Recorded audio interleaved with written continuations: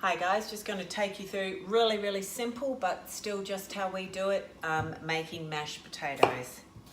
We don't peel our potatoes, give them a really good wash, chuck them in, pop some water on. You can add a little bit of salt if you like. I don't. I will normally add a little bit at the end, or Herbie Mare is what we use. Okay Google, stop. That's stirring the mushrooms.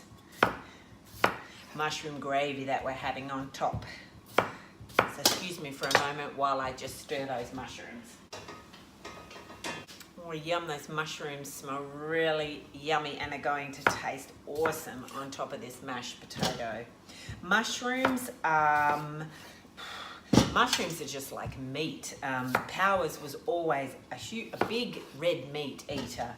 I used to enjoy it myself as well, but now mushrooms are like a vegan meat, or a non-meat eater's meat, full of goodness, full of nutrients that meat just is not full of, and kind to the planet. Okay, just going to pop some water in there. Just got those potatoes just covered with water. Pop it on the stove. Really, if you could smell them, really delicious. Tonight we're going to have it on mash. So with our mash, we've got the cooked potatoes. They've been draining. You want to make sure you drain them. A little bit of nut milk. Whichever nut milk you use, doesn't really matter. I didn't cook with salt, but at this point I add a little bit of Herbie Mare. Again, probably about half a teaspoon, not too much. Mash it all in. This is normally Power's job. Mash it.